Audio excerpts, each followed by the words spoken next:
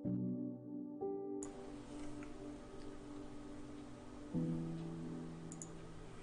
morning everyone, ito po ang inyong lingkod, si Pastor Roel Camia po mula po dito sa Winnipeg, Manitoba, Canada para po sa ating pag-aaral ngayon ng Salita ng Diyos. Welcome po sa Tinig ng Pag-asa. Magandang umaga po Ate Nelia Ramos, Kuya Rodante Kerubin, kapatid na Marjorie Almasar, Ate Ading Henido at Kuya Dante Henido, Ate Vanji Magnaye. Good morning po sa inyong lahat mga mahal na mga kapatid. Samahan po ninyo ako sa talata po na ating pagbubulayan ngayong umaga. Matatagpuan po ito in the book of Proverbs chapter 1 verse 7. Ganito po ang ating mababasa. The fear of the Lord is the beginning of knowledge, but fools despise wisdom and instruction. Uulitin ko po minsan pa. The fear of the Lord is the beginning of knowledge, but fools despise wisdom and instruction. Hindi ko po alam mga kapatid kung dumating na kayo doon sa sitwasyon na meron kayong bagay na gustong gawin na inyong kinatakutang gawin. Yung isang pagpapasya na kailangan naman ninyong gawin at pagpasyahan, subalit hindi nangyari dahil natakot kayong i-execute at gawin ang bagay na yon. Alam niyo po, sa buhay ko, ako po ay 53 years old na din at aaminin ko po sa inyo, siguro po mas maraming potential ang meron, o rather, merong mga bagay na nagtagumpay ako kung nilakasan ko ang loob ko at kung akin pong ginawa ang mga bagay na binala ko noong araw. Pero again, naniniwala naman po ako na ang Diyos ang siyang nag-guide ng ating mga path. Pero most of the time, it is us who will make the decision. May mga pagpapasya na dapat po'y ginawa ko nung araw in regards to my career, in regards to my, being a minister of the Lord, na maaaring mas higit na matagumpay kung hindi po ako natakot na gawin yon. So gusto ko po kayong hamunin ngayong umaga. Ano po ba yung mga bagay na gusto pa nating isakatuparan sa ating mga buhay na natatakot tayong gawin sapagkat mas nangingibabaw sa atin ang takot na ito ay mag-fail. Di po ba? Minsan yung fear of being a failure kaya ang nagiging cause kung bakit hindi natin isinasakatuparan ang mga bagay na gusto nating gawin. Minsan nga po sabi, narinig ko po ito sa mga Kapampangan. Ang sabi po ng mga Kapampangan, ang kanilang sabi, subukan pa mo para mabalo. I don't know kung tama po yung pagkaka-pronounce ko, no? Pero ang ibig po sabihin noon, subukan mo para malaman mo kung paano. I don't know, hindi ko po tiyak kung tama yun. Pero memang naging kaibigan po akong Kapampangan. Lagi kong naririnig sa kanila yun, subukan pa mo. Na ang ibig sabihin, why don't we try? Why don't we try para malaman natin kung yun nga bang kinatatakutan natin ay totoo o hindi. So, mga kapatid, sa umaga pong ito, yun pong sitwasyon na atin pong kinalalagyan ngayon, the pandemic situation, nandyan po yun. No? At dumating po ito, kaya nga po COVID-19. 2019, katapusan po ng 2019, nagsimula ito. Ngayon po mga kapatid ay 3 buwan na lamang po at matatapos na ang 2020. Almost 1 year na po ang pandemic na ito. At sa loob po ng 1 taon na nandito ang COVID, marami pong binago ito. Hindi ko po alam mga kapatid kung kailan ito titigil. Ang forecast ng iba, maaaring another year. Maaaring 1 taon pa bago po magamit yung vaccine na ngayon ay dinidiskubre ng mga siyentipiko, matatagalan pa po ito. Pero ano po ang pwede nating gawin sa gitna ng pandemyang ito? Ang title po ng ating pag-aaral ngayon, How to Navigate a Pandemic Moment. Lahat po tayo merong ganitong moment eh. Yung mga pagkakataon sa buhay na natatakot tayo, yung mga pagkakataon sa buhay na nasa pandemya tayo, at hindi natin alam kung ano ang gagawin. Katulad ng binanggit ko sa inyo kanina, dumating din po ako sa ganung sitwasyon. Na para bang you are paralyzed and you don't know what to do. Hindi ka naman paralyzed dahil nakakakilos ka, pero hindi mo alam kung saan ka pupunta. Sa kaliwa ba o sa kanan? Didiretso ka ba o aatras ka? So marami pong ganong klase ng karanasan sa buhay. Doon po sa sitwasyon na yon, katulad po nung papunta ko dito sa Canada. Po, alam niyo po, to be honest, maganda naman ang karir ko sa Pilipinas bilang pastor eh. Nung nasa Pilipinas po ako, kabilang po ako sa isa sa 4 na makapangyarihang leader ng UNIDA sa Philippines. Ako po ay elected twice on the same position as an evangelist, as a general evangelist. At nasa ikalawang termino po ako, unang taon ng second term. By the way, ang term ay 3 taon. I was only on the first year of my second term nang nagbukas ang pintuan ng Canada para sa pagtatayo ng UNIDA, ng isang mission point dito sa Canada. And at first, takot ang pumasok sa puso ko eh. Alam niyo po, nung nag-meeting ang mga board of directors kasama ang ilang mga obispo nung gabi na yon ng pagpapasyahan kung sino ang pupunta at sino ang ipapadalang manggagawa dito sa Canada, I was chosen to be the one. Itinuro po ako ng mga pastor at ng board of directors para siyang pumunta. Alam niyo po, bilang general evangelist, I am heading the meeting that night kasi po, yun po yung meeting ng evangelism and mission. And under my office ang pagpupulong na yon. Para lang po matapos na ang pagpupulong dahil madaling araw na ang sabi ko, sige po, para po matigil na tayo at matapos na ang pagpupulong na ito, sige po, ako na po ang pupunta. Binanggit ko po yon as a burst of a desire to stop the meeting kasi po madaling araw na. Hindi ko inisip na there will be some consequences. Pagkatapos po ng meeting na yun, pag-uwi ko ng bahay, noon po nag-sink in yung bagay na aking pinagpasyahan. Ano ba yung ginawa ko? Ano ba yung pinagpasyahan ko? Asang-asa sila na talagang tutugunin ko ang tawag kapag nagbukas ang pintuan ng Canada, ako ang pupunta.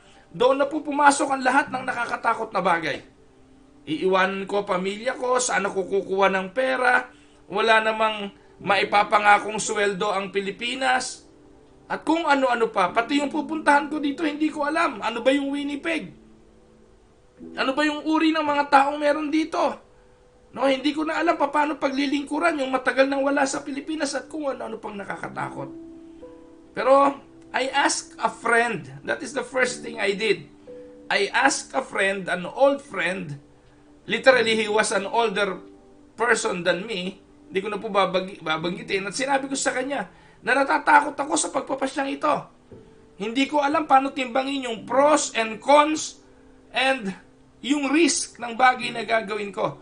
Ano yung risk at ang potential reward ng pagpapasyang gagawin ko. At ang sabi po, nung kausap ko sa telepono, Pastor, don't ever let your fears inform your decisions.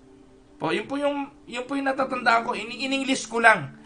Don't ever let your fears inform your decisions. Smart is always better than afraid. Ang gandang pantweet, Smart is always better than afraid. And I would like to use this incident para po dalahin kayo sa pag-aaral natin ngayong umaga. The Bible says about being smart on Proverbs 1:7. The fear of the Lord is the beginning of knowledge, but fools despise wisdom and instruction. Alam niyo po ba mga kapatid, si Propeta Jeremiah ay propetang nabuhay sa panahon ng Babylonian exile ng bansang Israel. Sa mga panahong ito, nangalat ang bansang Israel at sila po ay nasa isang tinatawag na pandemic moment ng kanilang buhay. Hindi nila alam ang kanilang gagawin. Sila ang mga pader ng Jerusalem ay guho. They are in captivity. At talagang basically lahat ng bagay sa buhay ng bansang Israel ay devastation. But during this time, the prophet was told to share the message, to give the message to the people.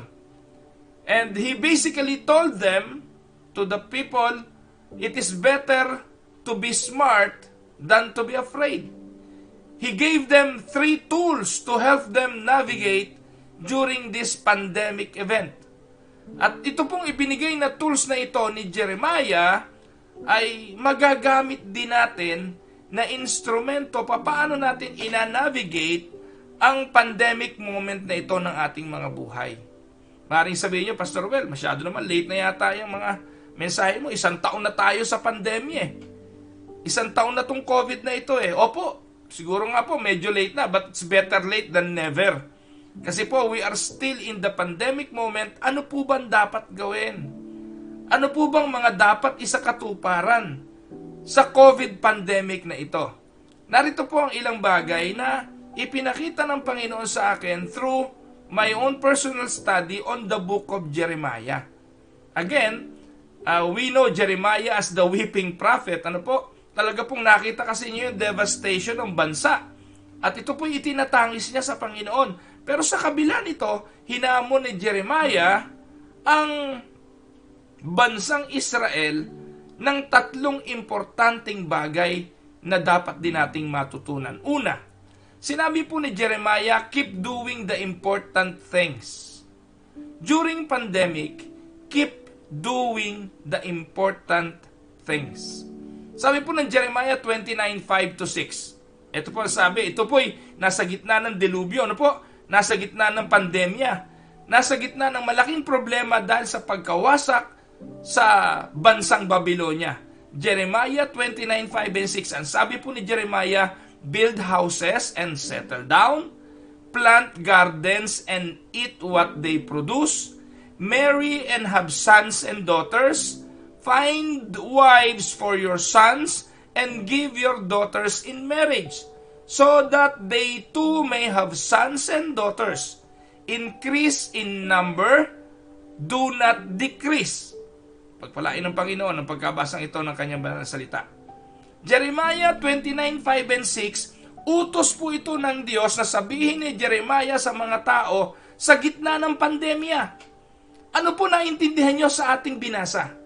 Build houses, settle down. Plant garden, eat what they produce. Marry your sons and daughters. Find wives to your son, give your daughters to marriage. Ano pong ibig sabihin nito? Ito po yung normal ng buhay. Ito po yung mahalagang mga bagay na hindi dapat tumigil sa kabila ng pandemya. The temptation is to think that the pandemic or the difficult time is going to pass quickly. At dahil po sa thinking na yon, maraming tao ang naghihintay na lang kung kailan ito titigil. Ang tanong, paano kung hindi ito tumigil? Paano kung hindi po ito mawala? Ibig ba sabihin, titigil ka na lang din at maghihintay ng nakanganga? Mga kapatid, very practical po ang turong ito ni Jeremiah at ito'y applicable sa bawat isa sa atin. Hindi po natin pwedeng sabihin lagi, pag wala na yung COVID, ganito tayo, gagawin natin to pag wala na yung COVID. Hindi ganon. Ang gustong gawin ng Diyos, gawin natin ito in spite of the COVID. Let us live a normal life. Mamuhay tayo, magtayo tayo ng bahay, tumira tayo sa bahay na yon. Kung may pagkakataon, magtanim ng garden, kainin natin yung bunga ng garden. Ano pong ibig sabihin nito? Mamuhay kayo ng normal. Amen? Ang tendency kasi sa bawat tao kapag may ganitong trahedya ay hintayin lumipas ang trahedya. Hindi ganon. Dapat namumuhay tayo sa gitna ng trahedya. Amen? Madalas po mga kapatid, ang akala natin the pandemic is going to pass quickly, so we hunker down and just wait it out. You push to get your old life back. Mga kapatid, ang pandemya automatic may babaguhin sa takbong normal ng buhay mo. At madalas hindi na babalik yung normal na yon. At kung pagpipilitan mong bumalik yung old ways na yon, winawarningan tayo ng Diyos. Embrace your new normal with a resolute spirit. There's a good reason for it. Tandaan po ninyo, a pandemic will burn away all that is not important. Kung ano pong ginawa po mga kapatid ng COVID na sa tingin ko po'y positibo, binago po nito ang mga nakasanayan natin at pinaniwalaan nating iyon lang ang tamang paraan. Amen?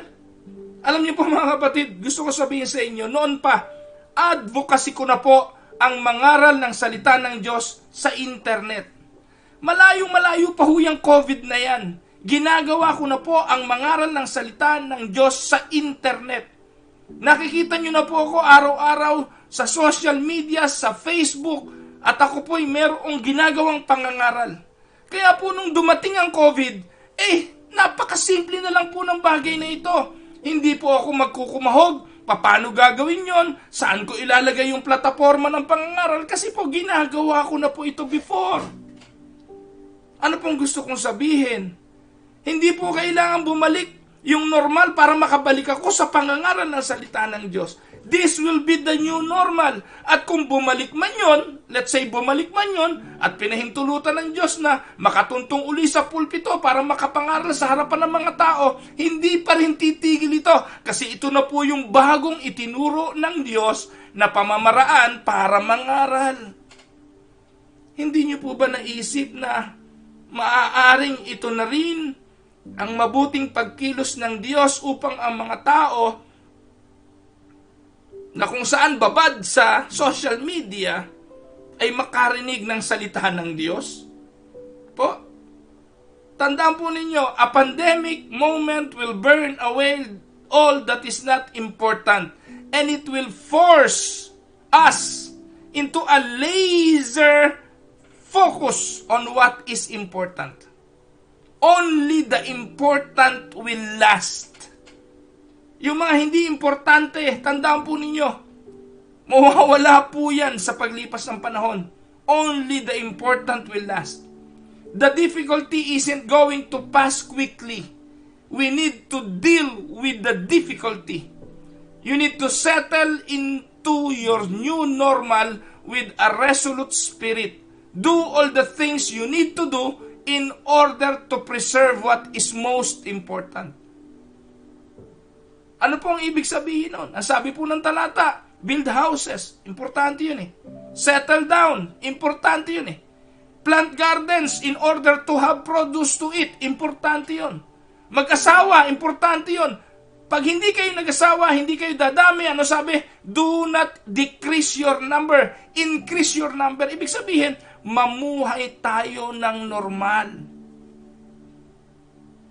Sa kabila ng pandemya, live a normal life. Pastor, how can I live a normal life with this?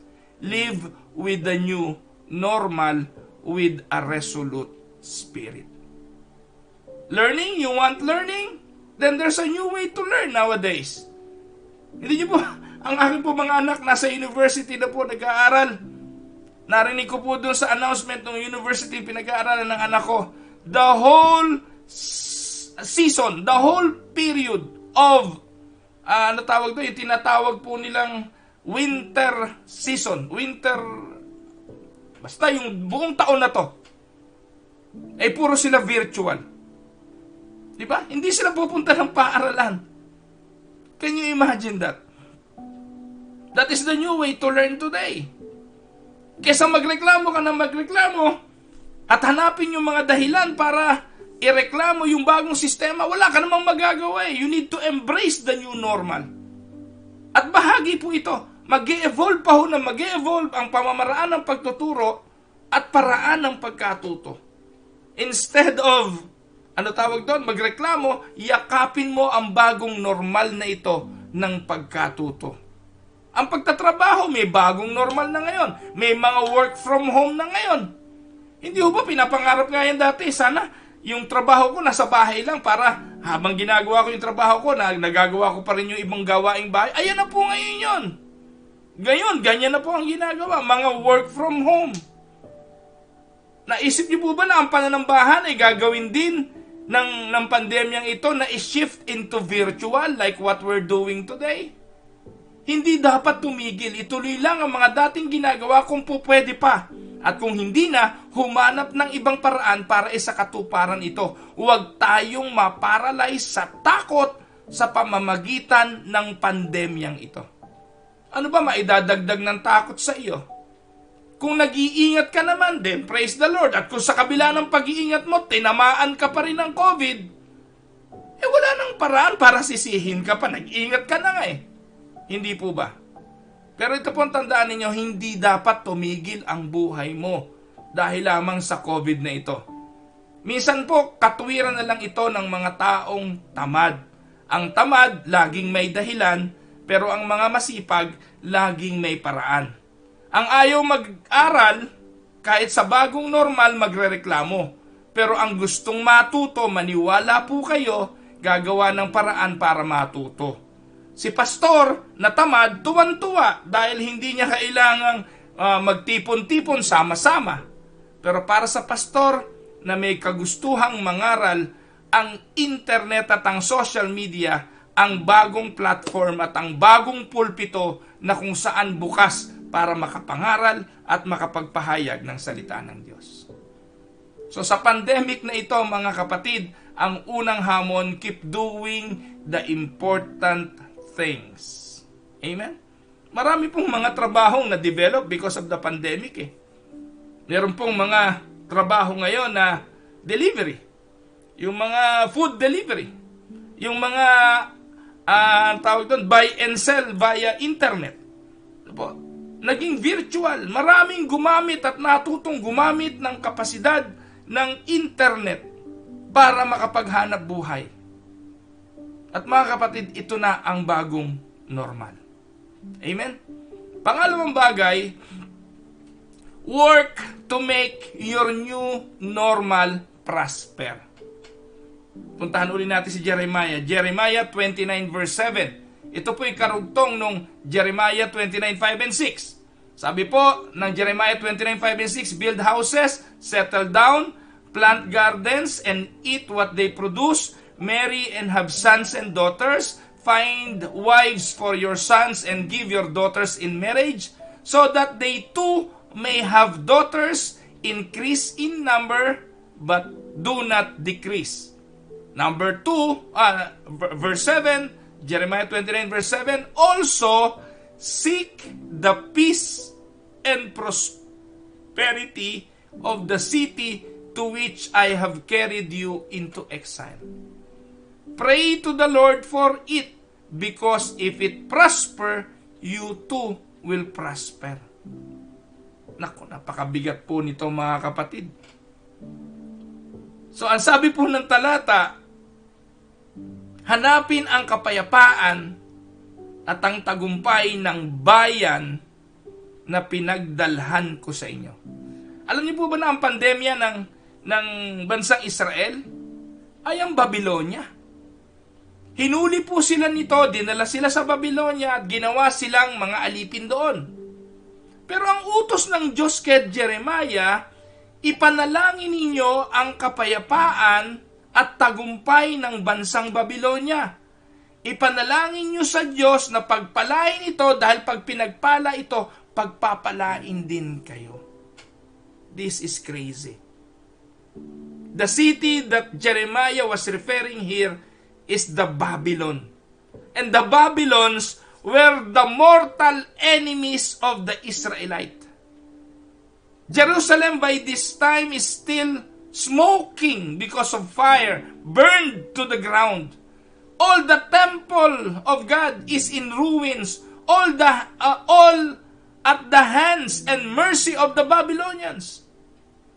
But God was telling them to work for the peace and prosperity of the Babylonian people who enslaved them. Ang tanong dito did Jeremiah hear God correctly? Hindi kaya nagkakamali lang sa Jeremiah ng dinig?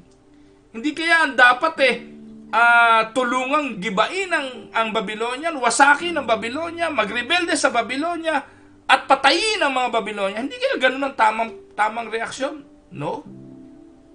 Jeremiah heard God very clearly. At ang utos ng Diyos, make peace with your enemy.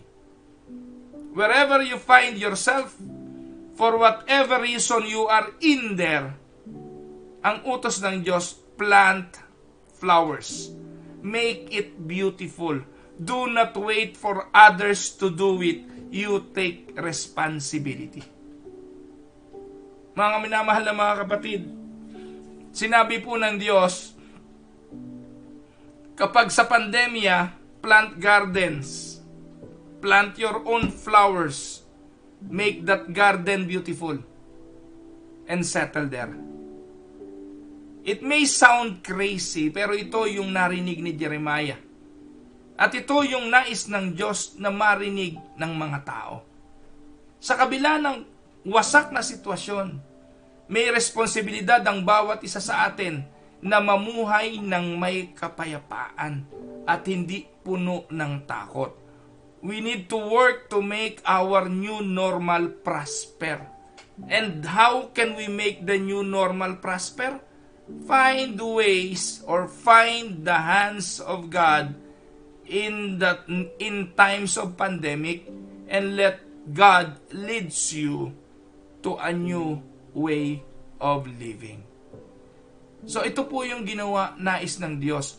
Pray for your city, pray for your country, pray for your economy, pray for the president and leaders in the city. And once the city prosper, you will also prosper. Kakalungkot sa Pilipinas, wala na pong natutuwa sa nangyayari sa gobyerno. Lahat po galit na. Galit na po sa kagawad, sa barangay captain, galit po sa mayor, sa congressman, lahat hanggang sa pangulo ng bansa. Mga kapatid, may pagkakataon naman talaga na wala na silang magagawa. Pero mga kapatid, ang sitwasyon po ng ating pinag-aaralan ngayon, yung bansa na kanilang kanilalagyan ay bansa ng ibang lahi at bansa ng kanilang kaaway. At sa bansa ng kanilang kaaway, ang utos ng Diyos, pakinggan niyo po ako, ang utos ng Diyos ay mamuhay ng may kapayapaan sa kanila at ipanalangin ang tagumpay ng kanilang mga kaaway. Siguro ho, dapat pag-isipan natin ito. Kung dadami yung mga tao na mananalangin para sa bansa, para sa Pangulo, na hindi naman ninyo kaaway, sa mga barangay captain, sa mga namumuno sa gobyerno na hindi naman natin kaaway, palagi ko malaki ang ipagbabago ng bansang Pilipinas. Sa halip na magreklamo sa ekonomiya, magreklamo sa mabagal na internet, magreklamo sa taas ng mga bilihin, ang sabi po ng Bible, plant your own flowers and make it beautiful. Amen? Minsan po mga kapatid, kung saan-saan po tayo nakatuon lagi natin kinukumpara ang buhay natin sa iba. Sa halip na gawin natin kung anong pinakamabuti sa ating buhay. Yung mga tao na inuuna muna ang pagkilos para sa kanyang pamilya, sa kanyang sambahayan, sa kanyang sariling bakuran, ay walang panahong mainggit sa bakuran ng iba. Pero kung wala kang ginagawa sa iyong bakuran at nakatingin ka lang sa bakuran ng iba at naghihintay na magkaroon ka rin ng meron sila, habang buhay kang maiinggit, habang buhay kang madidisappoint.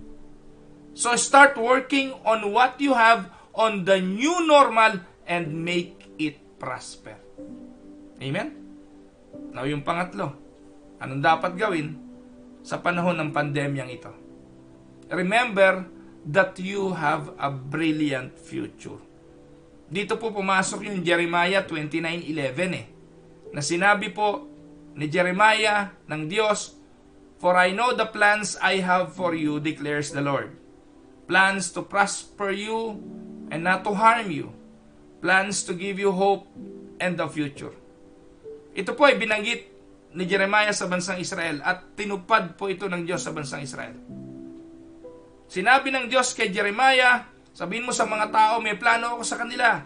At ang plano ko sa kanila ay maganda at pagpalain sila. Pero nakasalalay ito saan? Sa naunang mga talahata.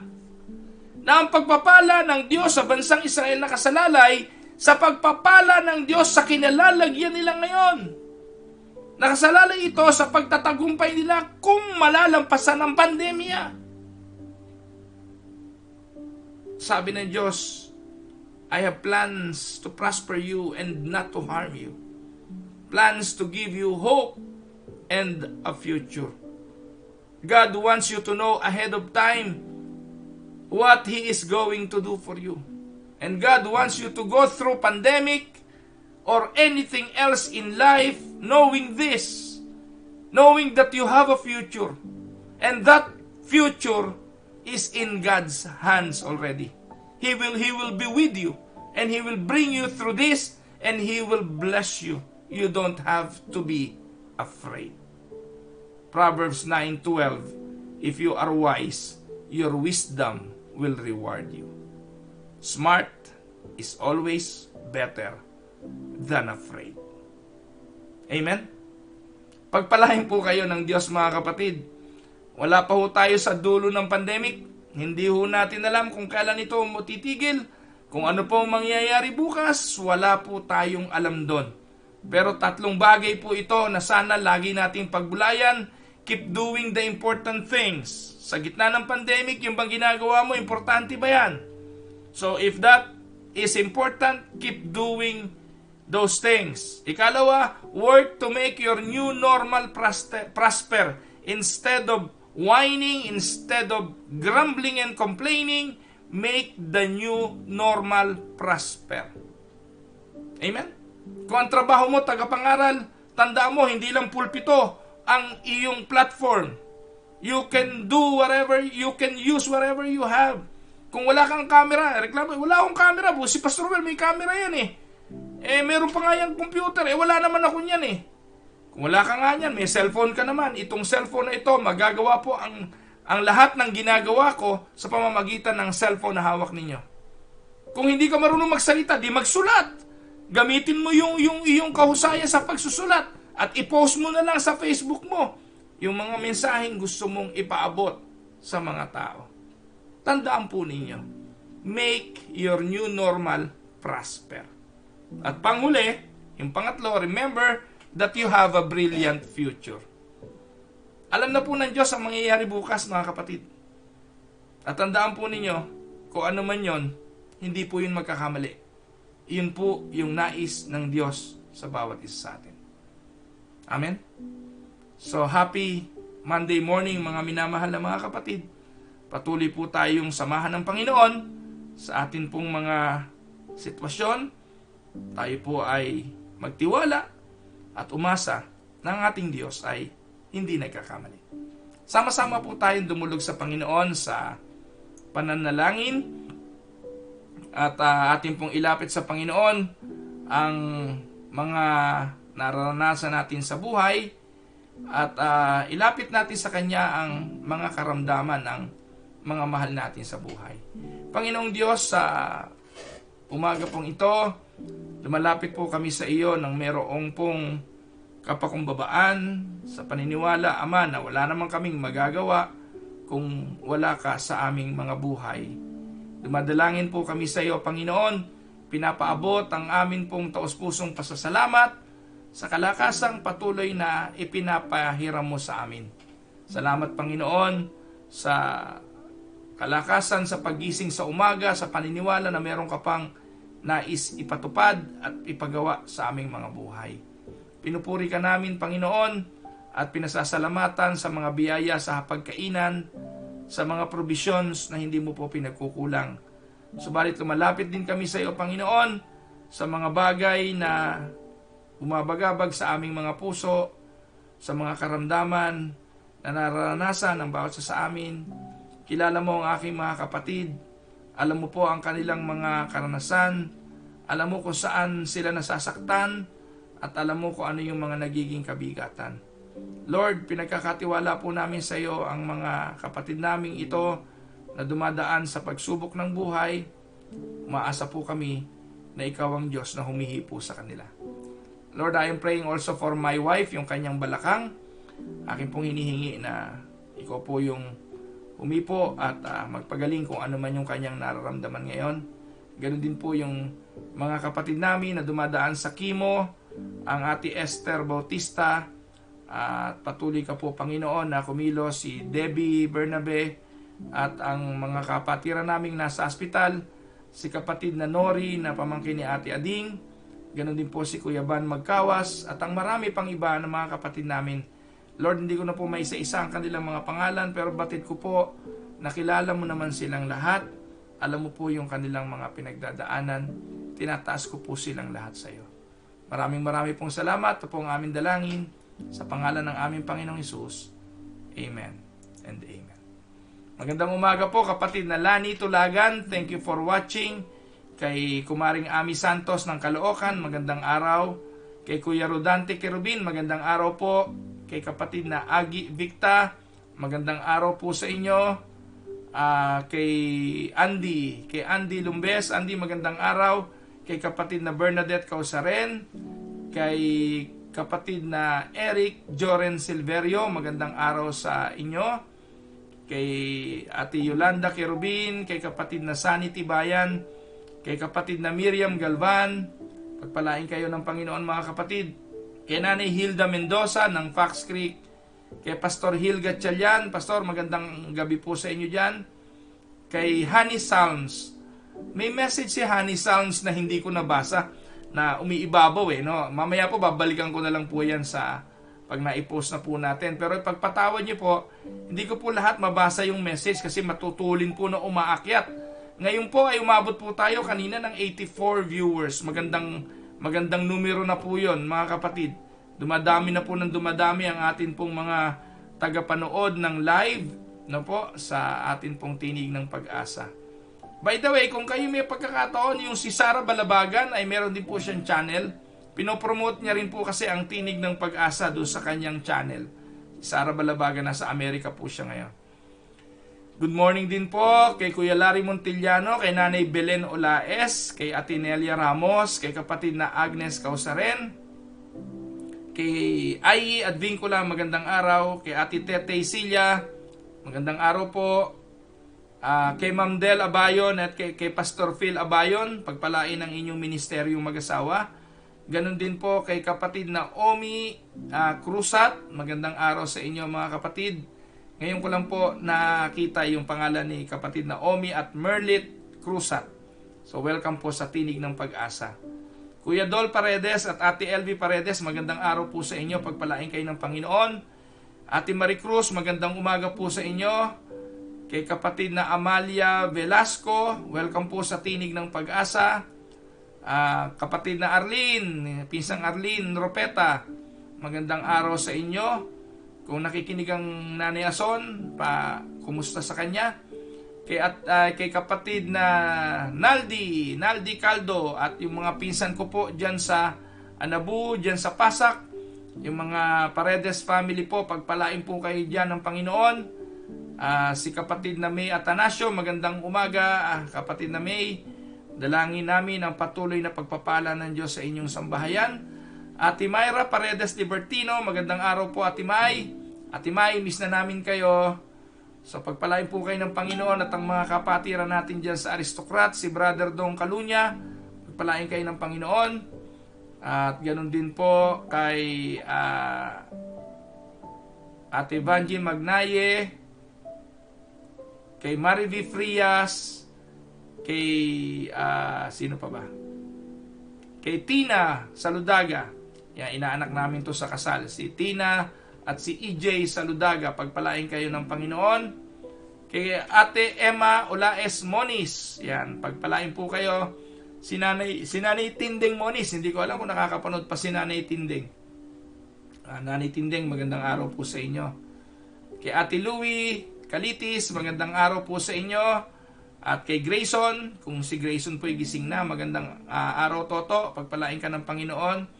Kay Ate Delia Magkawas, pagpalain po Ate Del ang inyong sambahayan, lalo na po si Kuya Van sa kanyang kagalingan, pagpalain po kayo ng Panginoon. Diaconisa Chares Villacrucis, magandang araw sa mga kapatiran sa Cagayan de Oro.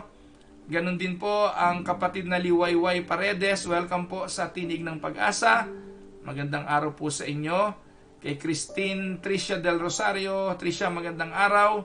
At kay Argelica Esguera, pagpalain kayo ng Panginoon mga kapatid. At kay Ma'am Lisa Duran, pagpalain po kayo ng ating Panginoon. Ayan, yung pong mga hindi ko nabasa, pagpaumanhin na. Alam ko po na kayo naman po ay nanonood at sorry po, no, kasi po nababasa ko lang po. Hindi po kagaya ang desktop Facebook Live ay iba po kesa dun sa Facebook ay sa cellphone. Sa cellphone po, pati yung mga pumapasok nakikita ninyo. Yung mga pumapasok po sa live ay nakikita. Pero po so ang dapat palang ginagawa ko, binubuksan ko rin dito sa live na po. Pwede ba yun? O yun, dapat po pala ganon. Ayan, o yan, nakikita nga po dito kesa dun sa Facebook ay sa cellphone. Dapat pala ganyan, Pero anyway, sa susunod po ganon. Hindi po kasi nakikita yung mga pumapasok kaya hindi ko po nababate. Dito po nakikita ko lang yung comment. Ayan, so mga kapatid, pagpalain po kayo ng Panginoon Monday morning. Dito po sa Canada, malakas ang hangin at medyo po ngayon dito, plus 11 lang. So 11 degrees, malamig na po yan. At mag-ingat po tayo. Again, orange alert dito po sa Manitoba. Orange alert, ibig pong sabihin 10 lang ang pwedeng magtipon, labas at loob. At mandatory na po ang wearing of face mask. Face mask. Papasok po kayo sa trabaho, sa mga store at bibili, kailangan na po na nakamask. So mga kapatid, maraming pong salamat sa inyong patuloy na pagsubaybay. Makita-kita po tayo muli bukas. Ganito rin pong oras dito po sa Tinig ng Pag-asa. So God bless everyone.